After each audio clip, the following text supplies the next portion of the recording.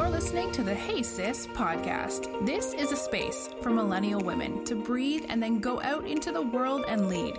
Now, here's your host, Dr. Dee Evans. You're listening to the Hey Sis podcast, and in today's episode, we are going to be discussing the strength of being blackballed. Blackballing is pretty ancient. I think it's been around for quite some time. It's used as a form of voting, a form of election, to make sure that a particular organization or, a segment of a Masonic lodge could maintain its image, maintain its brand. In other words, this is a series or process by which a person can be ostracized because they do not go along with the status quo. If I've learned anything in the past few years, I have learned that there are beautiful things that can come from going against the grain. There are beautiful things about standing out from amongst the crowd, but it's never celebrated first. It's always celebrated on the back end once someone else points out that the blackballing was wrong. And one of the main examples that I think of when I visualize what it means to be blackballed is Kaepernick. But to give you a definition, to be blackballed, it's like a past participle, right? It means to be rejected, especially when you're trying to become a member of a private club. And that's typically used or by the means of a secret ballot. It is a traditional form of a secret ballot. Typically how this works is that a large supply of black and white balls are provided for voters. This is how this has gone for years in gentlemen's clubs, okay, in Masonic lodge and fraternities. Now, there are some Masons lodges that use black cubes instead of a black ball, but let's not get caught up on shapes here. Where's Ed at? The shape of you, okay? All right, so a large supply of black and white balls are provided for the voters. And each voter audibly casts a single ball into the ballot box, but under the cover of the box, right? And in some instances, a combination of a cloth and the box itself. This made sure that the observers, people that were watching the voting process happen, would not know who was voting for whom, okay? So when all of the voting was complete, or when all the voting is complete, the box is open and all the balls are displayed. And all of the individuals that are present can immediately see the result without any means of knowing which members have been objecting to whatever they're voting for. Okay. So like I said, this practice is popular in areas outside of social clubs, but from its conception, it's meant to harm individuals that do not go with the status quo, that refuse to go along with the program. And I will say this again. Usually individuals that are bold enough to go against the grain are never celebrated in the midst of it. They're always celebrated after they've made peace with the fact that they're going to be persecuted for standing up for what they believe in. I know that's crazy to think and say, but it's very true. I read an article in People magazine, and Gabrielle Union was very honest and very clear that Hollywood most definitely has an ugly side to it. And I think that we all know that, ladies. I think that we know Hollywood has this ugly, harsh side. Even though we love to watch reality TV, we love to get our style from some of these celebrities. We love how their skin just looks perfect all the time. I mean, if we could walk around looking photoshopped, I think that's all I would want for Christmas, right? But there's something behind that. When I think of Kaepernick, I think about how he was blackballed for standing up for what he believed in. He's a hero now. We do school papers about him now. Your child can write a report on him now. But in the heat of the moment, he was so ostracized. He was talked about like a dog. I mean, people acted like he did an assassination attempt on the president. It's clearly It's clearly a process by which a person is made to feel rejected, almost to the point of suicide, because they don't play along with the game of the status quo. Gabrielle Union, in this People magazine article, recalled what it was like for her to see Black colleagues not support her after she came forward with the misconduct claims against NBC and America's Got Talent. I think that's in the year 2019, 2020. And Gabrielle Union previously spoke about her America's Got Talent co-star Terry Crews for not initially standing by her after she was fired from the show. And now since then, he has apologized for invalidating her allegations. But being blackballed in the industry is very real. Terry Crews most likely agreed with everything Gabrielle Union was saying about America's Got Talent. But because he believed more in self-preservation than he believed in the truth, he was willing to throw her into the fire to save himself. Now, Gabrielle Union is very clear about the racist institutions and systems that have done an amazing job at keeping Black people fearful of speaking up in Hollywood.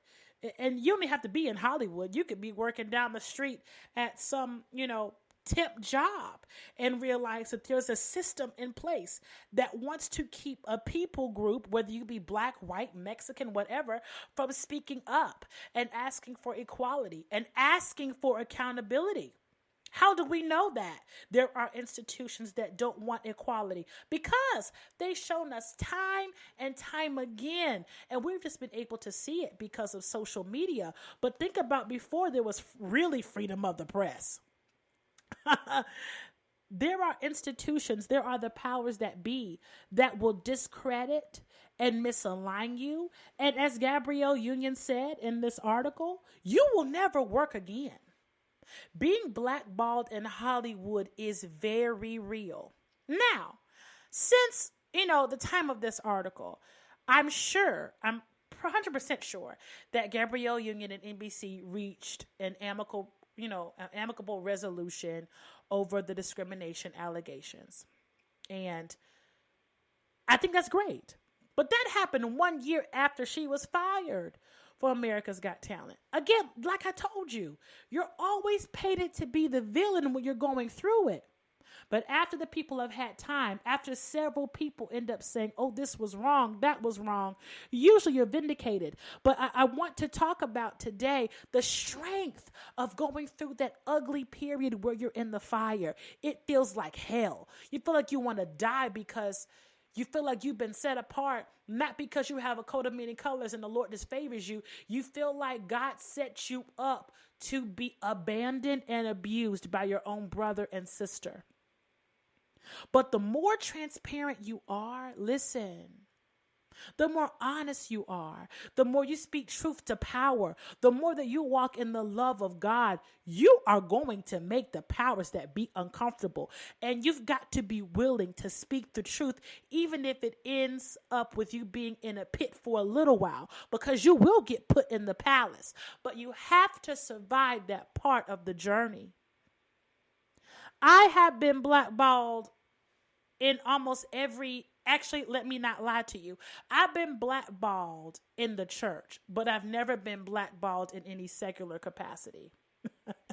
I've only been blackballed in church. When it comes to places that I've worked for, organizations that I've worked for that aren't church related, I do just fine.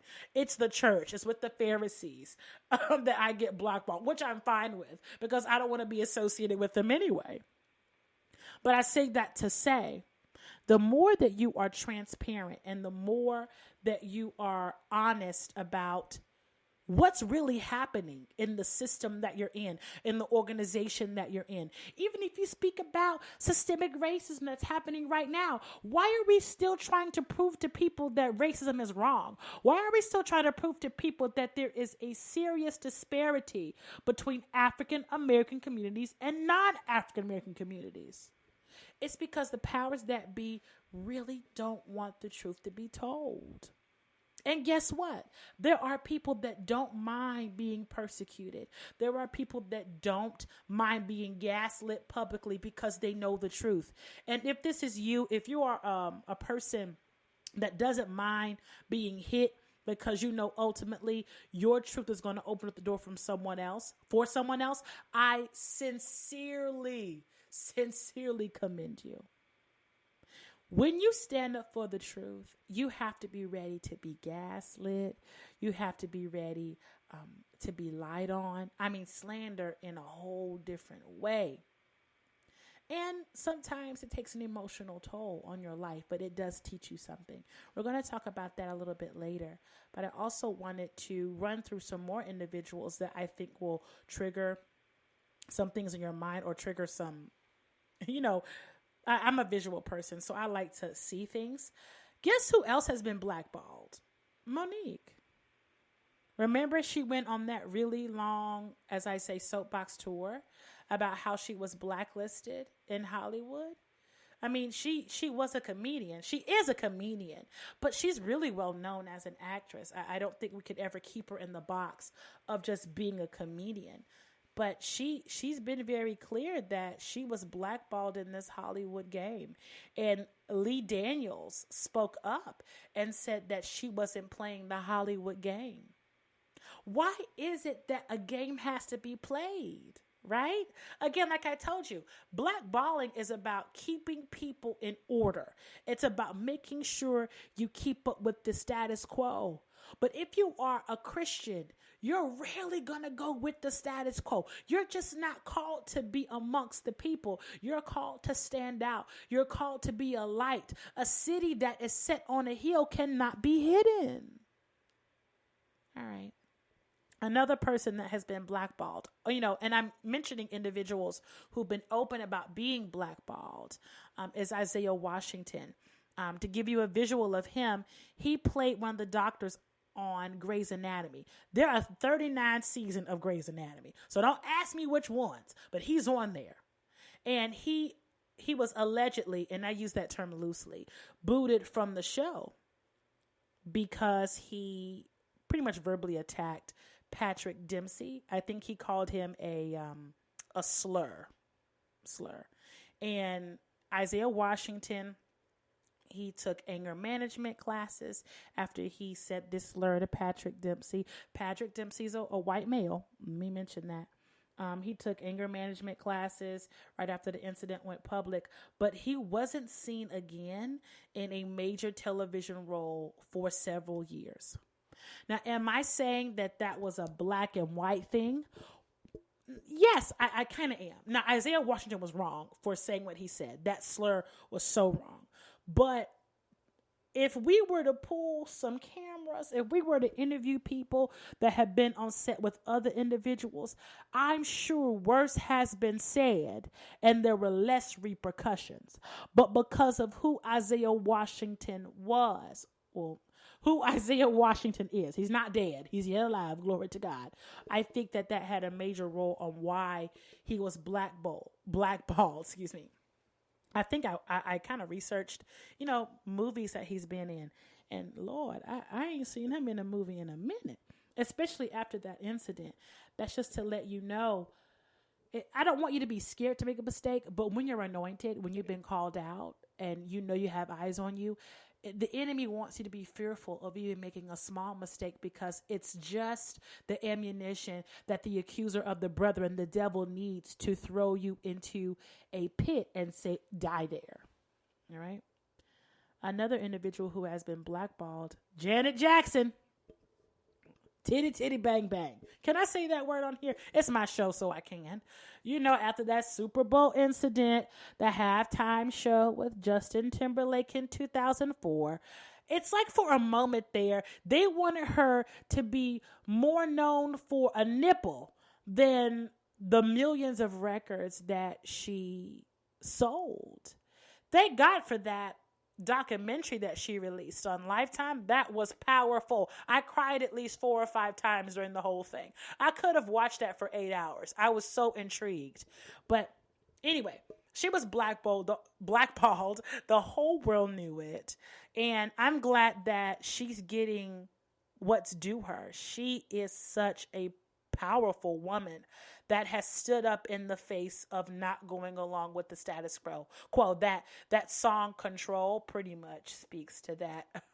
I think it's funny that the NFL still kind of labels her as like Nipplegate, but she's so much more than her mistakes.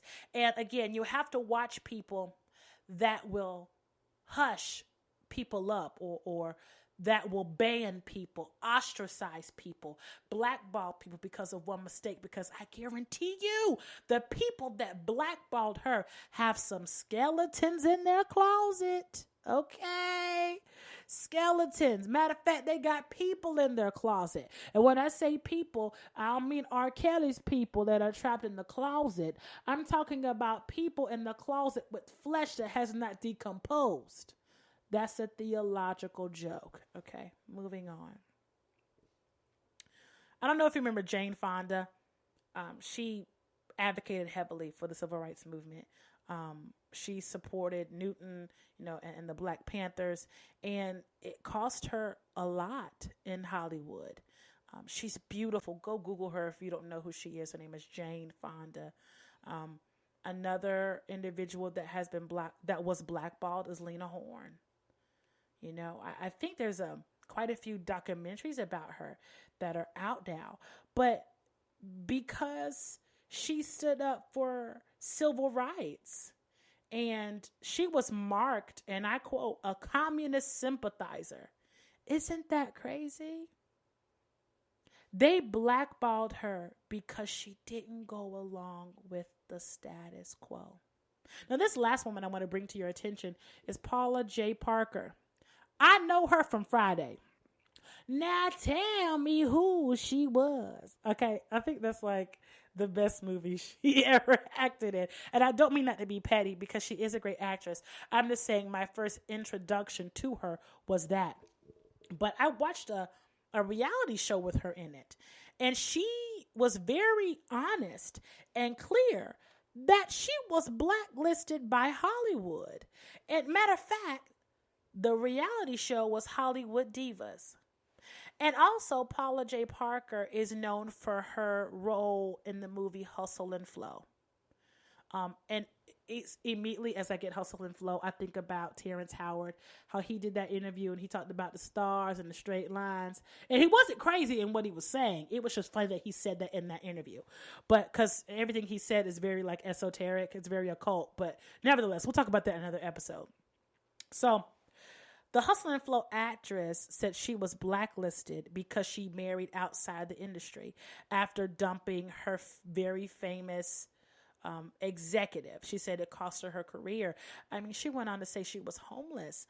And I know that may sound fantasy-like, but this is real. Being blackballed can cost you your life.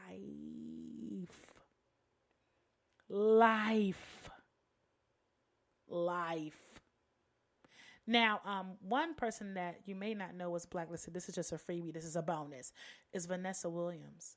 Remember her? Soul Food. That was my first introduction to her.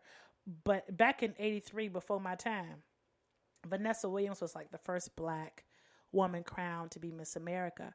But in 1984, nude photos of her surfaced. Thank God they didn't have screenshots back then, but some nude pictures surfaced. And she was stripped of her crown and blacklisted in the entertainment industry. And she credits her reclaim to fame to the loyalty of the black community. Listen, like I told you, it hurts when you're going through the process of being blackballed. But if you stay in the vein, if you don't quit, if you don't allow the enemy to drive you to suicide, in the end, you will make it and you will be honored for how you remain steadfast and unmovable. Now, dealing with being blackballed in the workplace is difficult. There are thousands of types of coworkers. It's always the coworkers that want to be your manager. I put them together real quick, okay? Ain't but one manager and you not it. All right, chill out.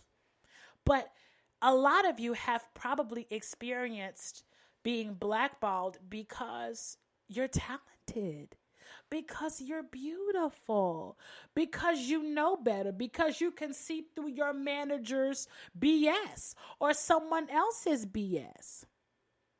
I honestly believe that blackballing is one of the most evil practices that could happen, period, in church, in the workplace, blah, blah, blah. But it happens in both secular environments and religious environments. But when you've been blackballed by your manager, they messing with your money. So if you're being blackballed in an organization that you work in, it's always going to be swept under the rug as you're going crazy.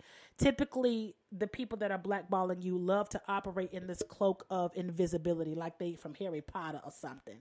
They love using words. It's like they go get a thesaurus to make sure that they can confuse you about how they're doing you dirty. But blackballing requires you to be very clear and to dot all of your I's, cross all of your T's, and make notes. If you know they're coming after you, if you know you're about to be blackballed, you don't need to have a conversation without a recorder present. Matter of fact, you don't even need to talk. How about that? And yes, people can misunderstand silence, but I promise you, it's best you just shut up. But to give you some practical advice about what that can look like if you are in, at your job and you feel like they're coming against you. If they're having private meetings about you, yeah, you ain't off. You're probably being blackballed. Same happens for those of us that are in ministry. When people start having secret meetings on the phone about you, when people start having secret meetings in person about you and you not present, something is up. Okay, even in an organization, you can't help me unless I'm there. How you going to talk about helping me and nobody comes to me? That's crazy. Same applies in the kingdom. You can't claim to be meeting about someone if the person is not there, because how are you helping them? That's why the Bible is very clear about how you handle offense. But see, with blackballing, it's never really about making amends. It's about ostracizing a person. And in the church world, there are spirits attached to that. It's spirits of slander, spirits of accusation, lying spirits. Listen, when people want to paint you as something, they will stop at nothing. If they want people to believe that you are immature, you can literally open up your door and they can find a reason wrong with it. Listen, when there is a force driving them to find something wrong with you, there's nothing you can do about it. There's nothing you can do but wait out the process, because I promise you, if it first comes blackballing, then comes the promotion. I'll say that one more time for the people in the back. First comes blackballing, then comes promotion.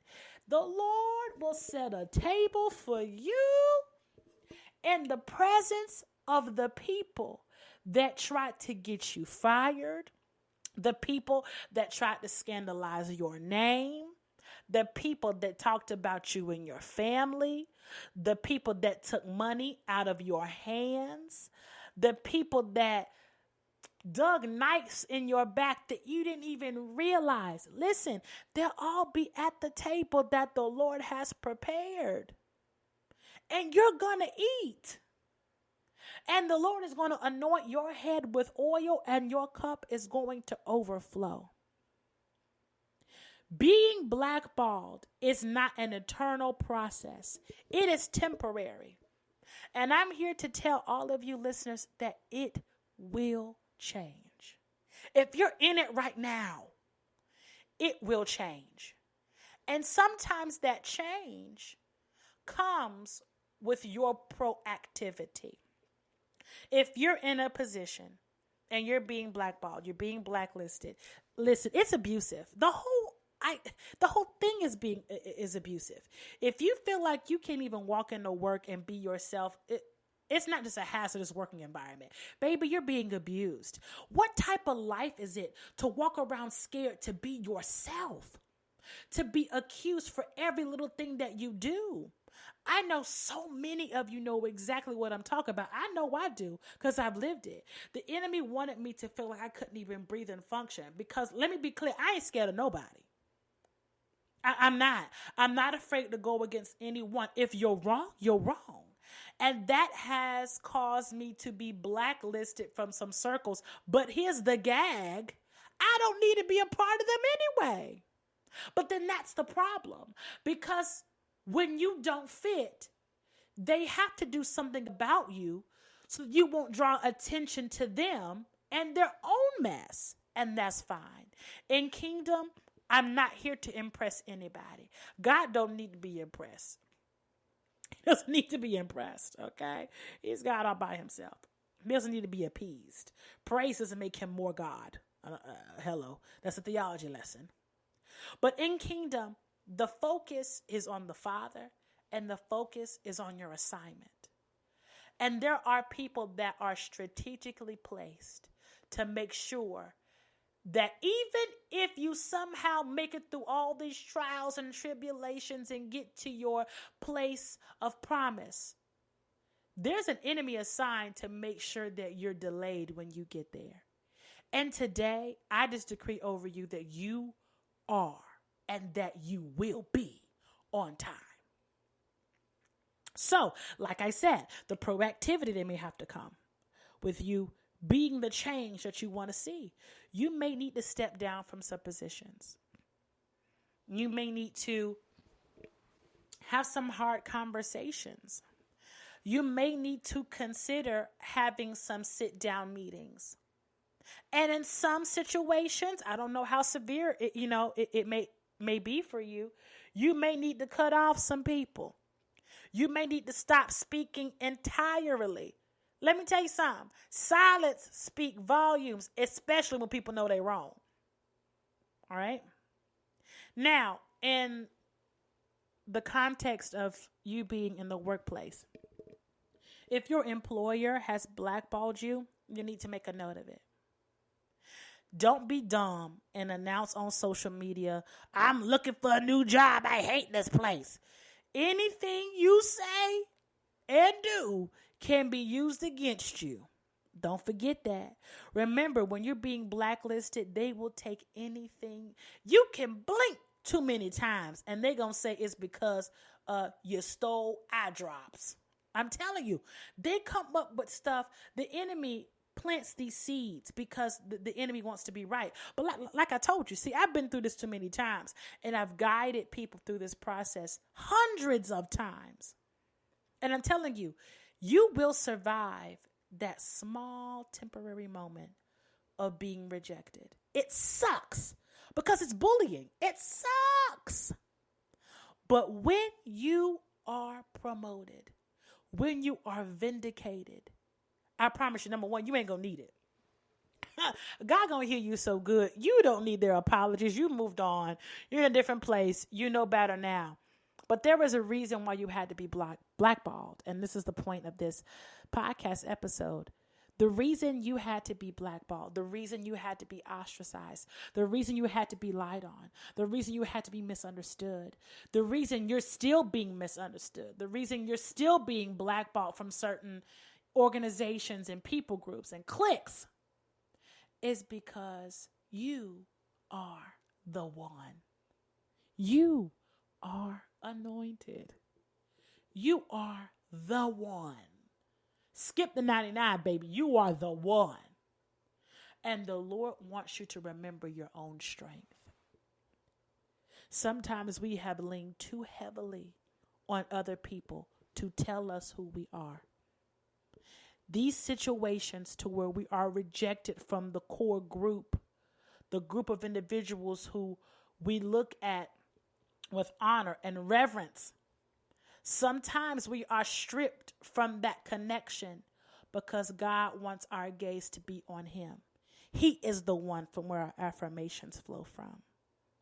If no one else loves us, if no one else appreciates us, if no one else sees us, the Father does. On the back end of this, There are people that fall in love with being accepted. And I'm telling you, sis, that's not you. Don't fall in love with going along with the status quo. Fall in love with walking in the truth, even if it hurts. And I decree over you that no weapon formed against you will be able to prosper. Don't let the enemy make you think that he has a weapon big enough, wide enough, or strong enough to bury you for good. For the Lord has already given his angels charge over you.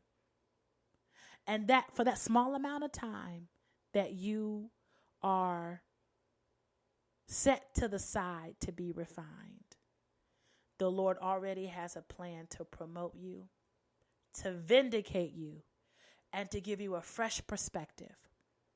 And that fresh perspective is that you are stronger than you could have ever imagined. That blackballing, I'll say it again, it sucked. But it produced this refined you that would have never emerged if you didn't learn how to fix your gaze on him and not people. I hope this helped you today. Thank you for listening. I would love to hear your comments. Email me at contact@Dee Evans and we can continue the conversation. Y'all be blessed.